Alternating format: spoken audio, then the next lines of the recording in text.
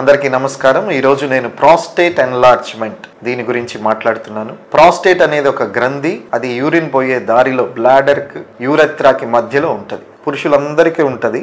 అయితే ఇది 50 years అయిన తర్వాత ఎన్లార్జ్ అవుతూ యూరిన్ ప్యాసేజ్ లోపలికి వస్తుంది.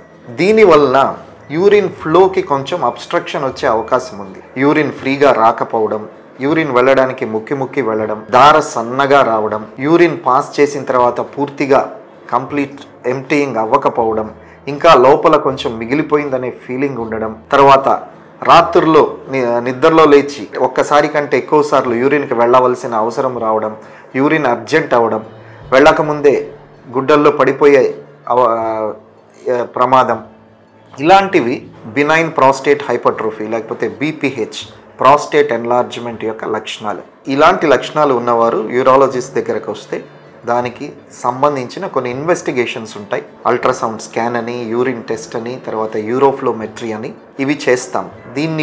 ఈ టెస్ట్లు చేసిన తర్వాత దాన్ని బేస్ చేసుకుని ఎక్కువ శాతం మందికి టాబ్లెట్స్ ద్వారానే ఈ కండిషన్ ఇంప్రూవ్ అయ్యే అవకాశం ఉంది. అయితే కొంతమందిలో సర్జరీ చేయాల్సిన అవసరత ఉంటుంది.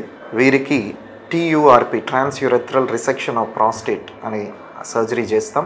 దాన్ని లేజర్ ద్వారా కూడా చేస్తున్నాం ఈ మధ్యకాలంలో. కాబట్టి ఇలాంటి సిమ్టమ్స్ ఉన్న పెద్దవారు, వయసులో పెద్దవారు అంటే 50, 55, 60, 80, 90 ఇంకా ఏ ఏజ్లో ఉన్నవారికైనా ఇలాంటి సిమ్టమ్స్ ఉంటే మీరు యూరాలజిస్ట్ని కన్సల్ట్ అయ్యి తగిన ట్రీట్మెంట్ తీసుకోవచ్చు.